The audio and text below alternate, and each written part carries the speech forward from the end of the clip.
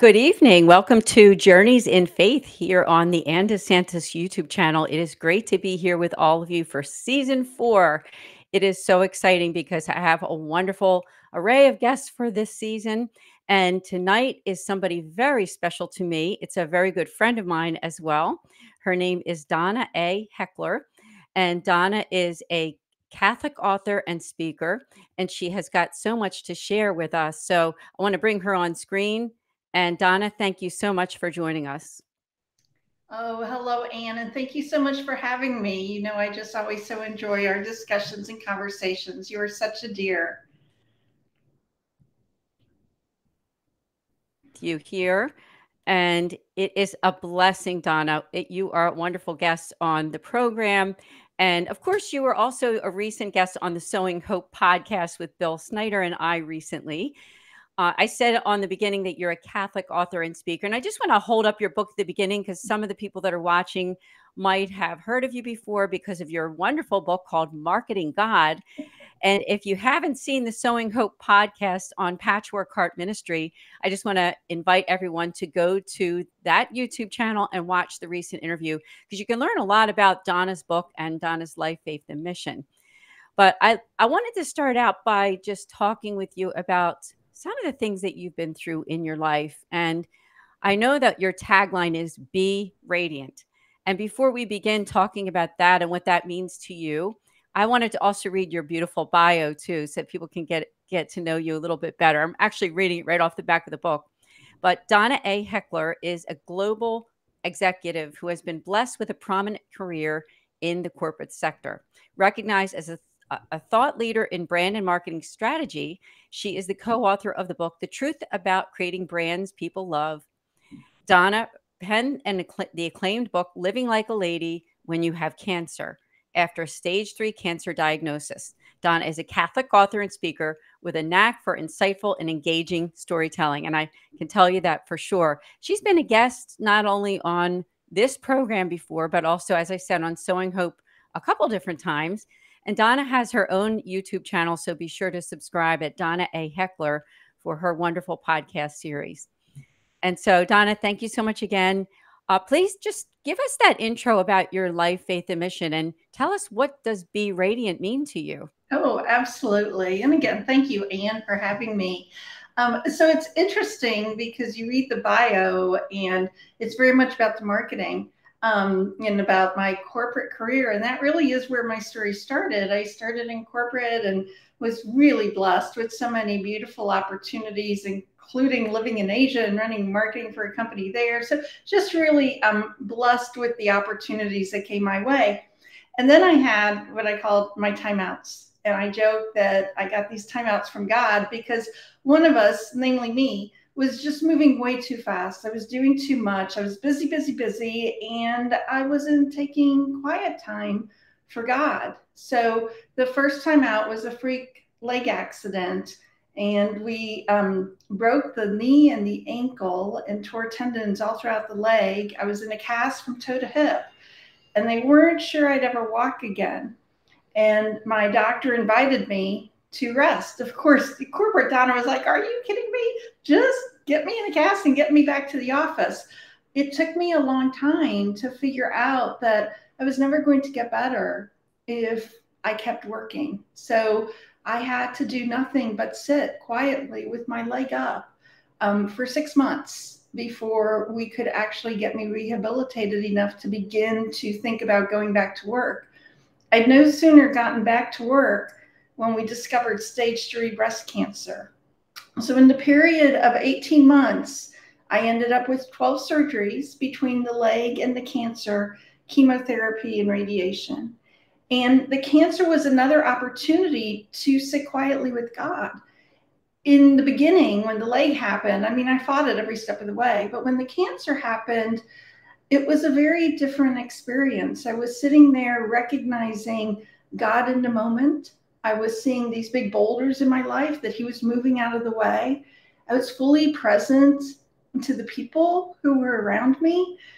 And, you know, when I went through the leg, I realized that I had beautiful flowers in my life, in my gardens. When I went through the cancer, I realized I had all these beautiful people in my life. And it was during the course of the cancer that I was so sick one day, just so sick I could hardly sit up. And a friend came to bring me soup. I lived on soup at that time. And I could hardly sit up to say hello. And she was pretty overwhelmed by what she saw. The look of cancer is pretty bad. And she went into the kitchen and I saw her fumbling with the soup and I saw her crying. But what really caught me is that her purse was still on her shoulder. She hadn't even taken a moment to take it off. She was so sort of overwhelmed. And the thought that crossed my mind was, you need to be radiant for Mary Beth. And I laid on that couch, not even able to say a word, wondering, how can I be radiant in this moment? And I realized that what I needed to do was get out of the way. I needed to let God shine through. I needed to let God look at her with love and use my eyes to do that, to smile gently at her and let her know that everything was going to be okay. So that is the story of how we sort of went from corporate to all these things that happened to learning to sit with God and recognizing that by doing that, I could be radiant even during some of the worst days. So when everything ended and I was recuperating and I was back at work, I realized that I needed to do some things differently, and I needed to speak, I needed to write, and I needed to get the word out, and I needed to try and be my radiant self every day. So that's what I try and do. Well, you are your radiant self. I could say that in such a positive way because I've known you now for a while. And although we've never really met in person, we've done so many of these podcasts and been in communication. Mhm. And I know that the way that you live your faith is radiant because you love God so much. And I remember that story that you shared about your friend and that she had her purse on her shoulder, and how I really believe that the Holy Spirit came over you when you said to yourself, you know what, for Yeah. her sake, I need to do this, right? And eventually, I think when we do that as human beings, I think that um, we're doing it out of like an act of the will, but eventually, right, God is working in that, isn't he? I mean, what did you learn about yourself during that time? Because I know that it can be kind of a depressing time when you go through health issues, Yeah. but what did you learn about yourself and your relationship with God that made you who you are today? So that is such a beautiful question. First of all, you're right. I recognize, I think I was in the moment that this idea of being radiant was not of me. It was somewhere else, and I recognized it must be God. Um, I took that and many other experiences like that. There were a number of them, and I started molding them together. And I remember a friend asking me, this cancer was stage 3, and given all the things I went through at that point, it was serious, and they weren't sure my body was going to be able to deal with all of it. And she looked at me and she said, "How are you so calm?" And I think I didn't understand the depth of my faith until I gave her the answer out loud. And I said, "Well, I trust God. If God needs me here, I'll be here. And if he needs me someplace else, then he'll take me." And it was in that simple recognition that everything that was happening around me, but my trust was in God, and he was going to take me on whatever path he needed me to be on. And it was that sort of raw and authentic trust that I think was the key foundational learning. I'd always been Catholic and I'd always gone to church. Every week and on holidays and holy days and everything. But I don't think I had that level of trust until I went through this experience. What was fascinating to me, and I recognized it, is in my corporate, global, busy, busy, busy, busy, crazy busy, I called it life, I would never slow down enough to hear God's voice. So what I was learning as I went through these timeouts, as I call them, was I was learning I had to be quiet. I was too sick. I was too sick to say a whole lot, to do a whole lot, to think, to even read. I couldn't focus. And it was in that silence that God was able to talk to me. And in that silence that I could, at long last, hear his voice. Mhm. I've heard your story before, but every time someone tells a story, you hear something new, right? So I know that's a benefit not just for me, but for our audience, maybe people who have watched your podcast with me before Mhm. and remember your story. And I would just recommend for them to connect with you on your website. Your website is DonnaAHeckler.com, and the book is available on Amazon at it's Marketing God, and so you can learn about Donna. Now, do you have any advice? Say somebody's watching this podcast right now and they're thinking, oh my goodness, I just got this diagnosis. Maybe their parents or their husband, wife, siblings, whoever, a good friend of theirs. What kind of advice might you have for them who might be suffering because of this diagnosis and the worries that they have about their health? Mhm. Oh, that's such a great question too, and it's true. We get these diagnoses, and it's overwhelming. Um, I can say that for me, when this happened, I tended to go into my head, and I had to think it all through. Okay, now we're going to do this, and here's how we're going to solve this. And what I learned, and I suppose this is where my advice comes in, is that it's less about going into my head, and it was more about going into my heart.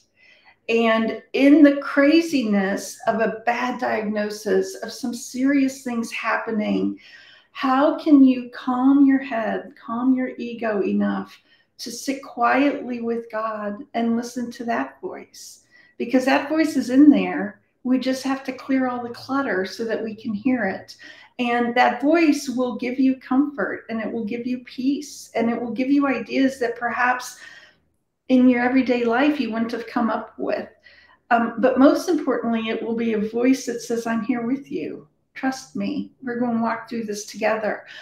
So that to me would be the most fundamental piece of advice I can give. And that's really hard because you've just gotten all this news and you're trying to figure out how to make sense of it. The second thing that I would offer is to get experts around you, doctors or whatever the situation is, and make sure that they're people that you connect to, or that if your loved one is going through something that they connect to. Because this journey, this health journey, whatever this journey is, it's not just the physical, it's not just the intellectual, it's that heart to heart journey. So you've got to be able to trust the doctors. Your loved one has to be able to trust the doctors and know that they have your best interests at heart. And not all of us will resonate with every doctor. So, and that's okay. When I was first diagnosed, people were like, oh, you can't go there. You must go here. And I'm like, no, no, no. I need to go to where my heart feels comfortable. And that's with this doctor. And they did amazing work. So I would say that's the other thing. But what you're noticing, hopefully, is that it all goes back to your heart and your centeredness with God. Yes, beautiful advice. And I think your advice is great for people who, as I said, have those worries, either their self or maybe their spouse or somebody. But actually, that's great advice for any kind of crisis or adversity, right? You know that I'm the executive director for the St. Raymond Anonymous Foundation. We help those families in crisis. So, I mean, for those people too, I think it's a great piece of advice that you have. Donna, we have a whole lot more, and I'm for our audience too. We have a whole lot more, but we do have to take a short break. So we are going to come back in just a few minutes here on Journeys in Faith.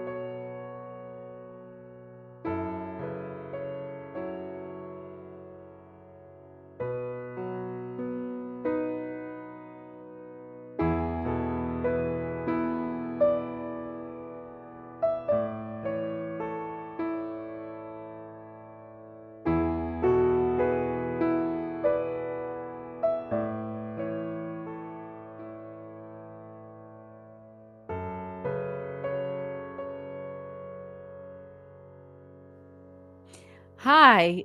Welcome back to Journeys in Faith on this program on the Anne DeSantis YouTube channel with my wonderful guest, Donna A. Heckler at donnaaheckler.com. I'm going to bring her on with me here.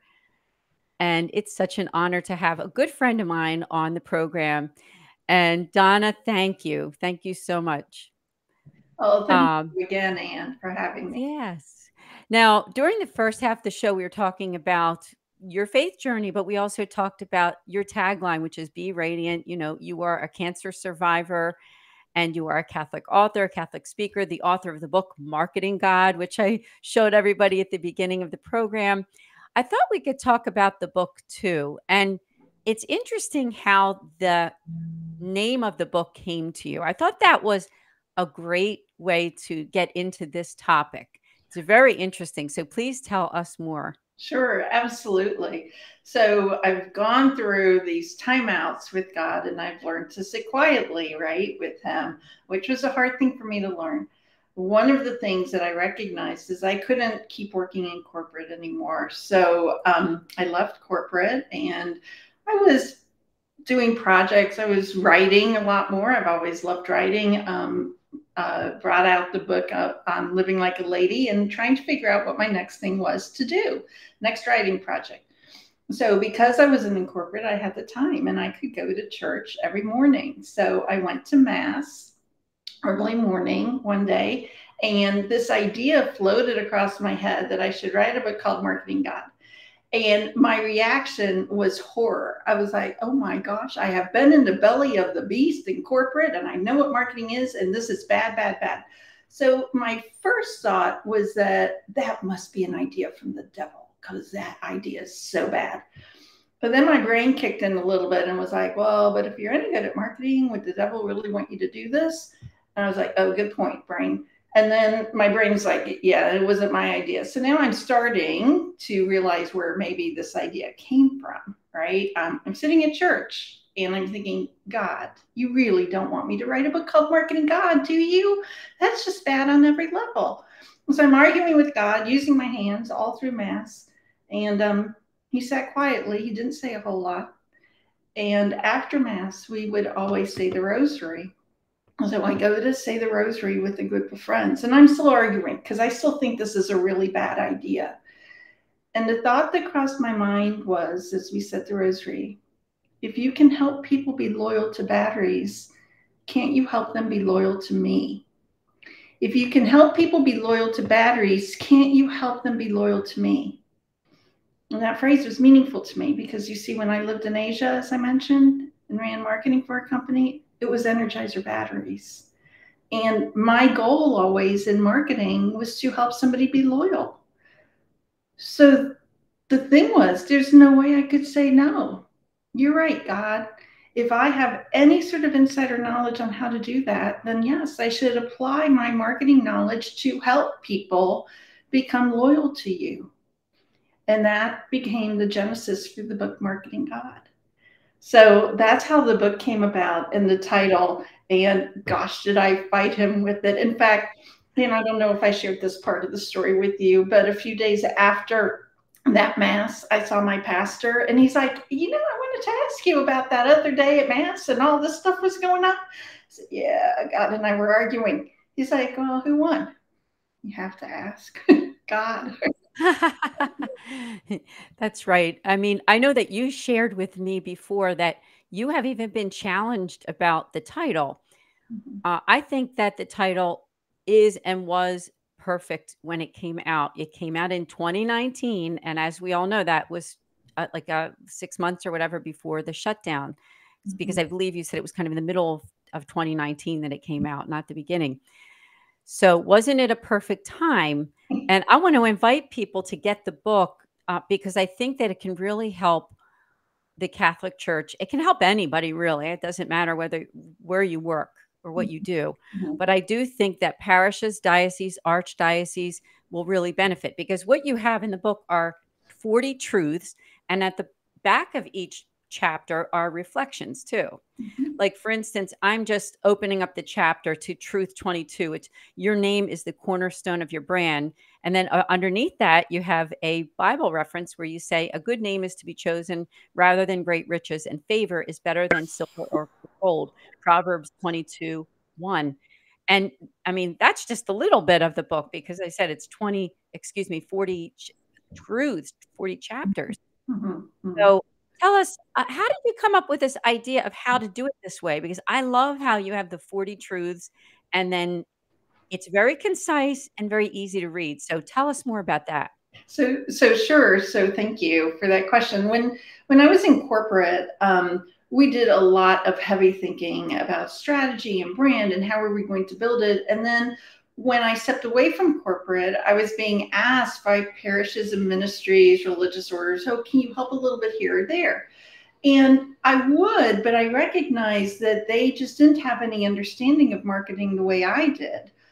So the idea of the book sort of generated from how do I help these people who recognize that they need something, they don't quite know what it is.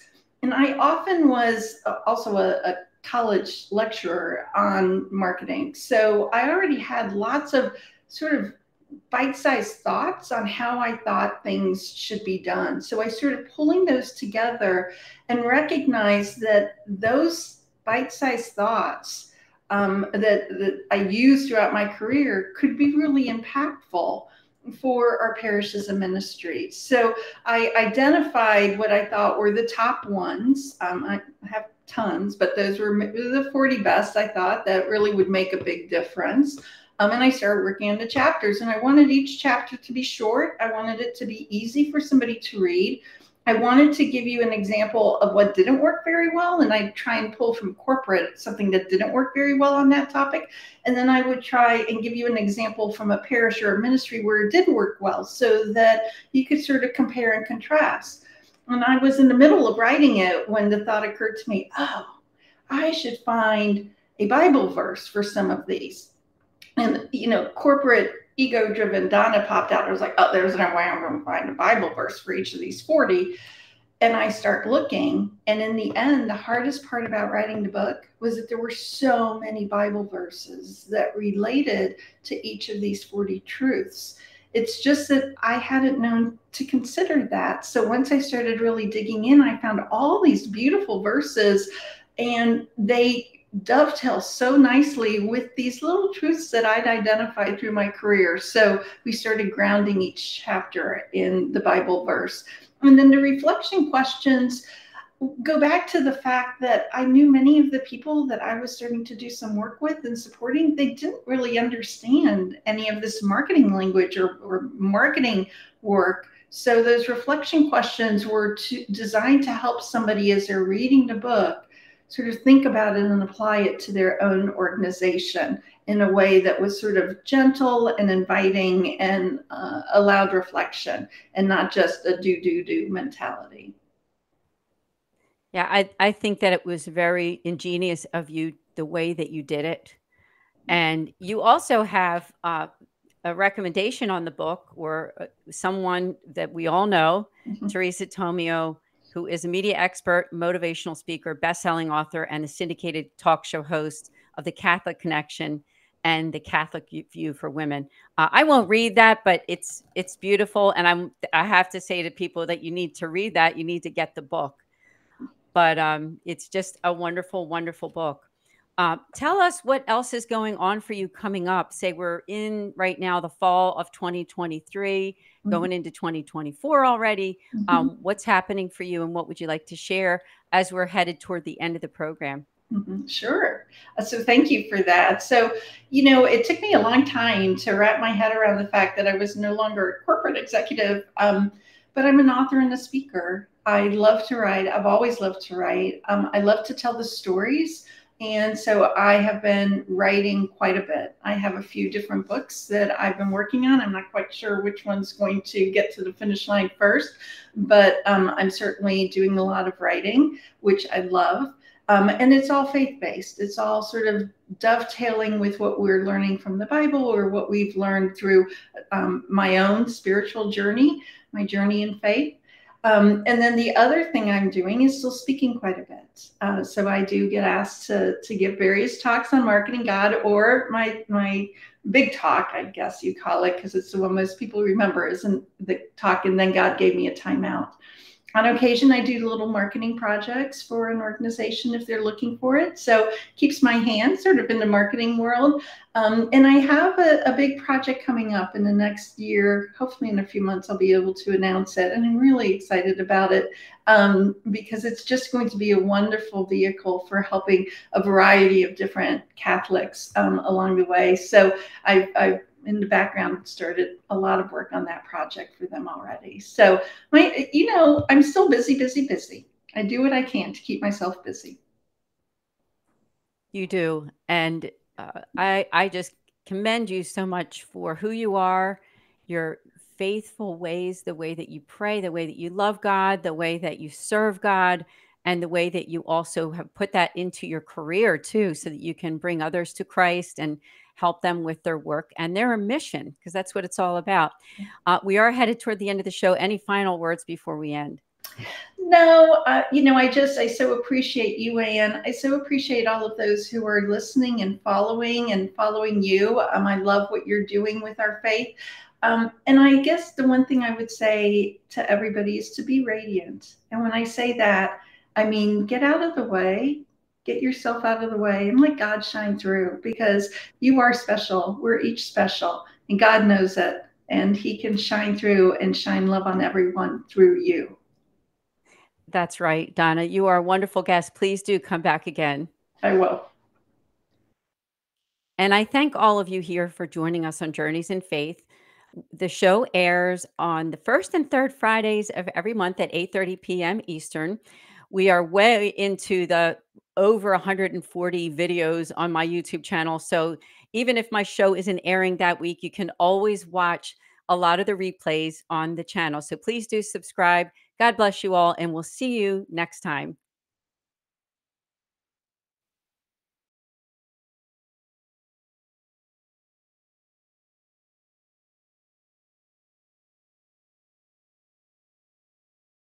The St. Raymond Nonatus Foundation for Freedom, Family, and Faith was founded in 2015 by the Mercedarian Religious Order with a mission to make pastoral outreach to families in crisis.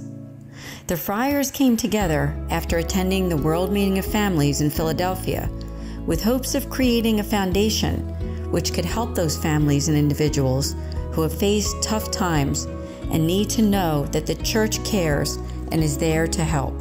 Since that time when we were founded, the foundation has helped hundreds of families by offering prayer, priestly consultations, podcasts and videos, and programs and events. Whether it is something to do with divorce or separation, trauma, job loss, loss of a loved one, relationship issues, or other crisis, the foundation has seen lives transformed through the services we provide. Pope Francis has referred to our world as a field hospital, where there are a great deal of individuals and families who feel abandoned and they need the special outreach of those who truly care and wish to show the face of God to others. As a foundation, that is what we do every day, and we're grateful to people like you who help to make a difference for families in crisis. Please pray for us and for our mission. Would you consider a one-time or recurring gift? Please go to nonatus.org to donate. Thank you sincerely from all of us at the St. Raymond Nonatus Foundation for Freedom, Family, and Faith.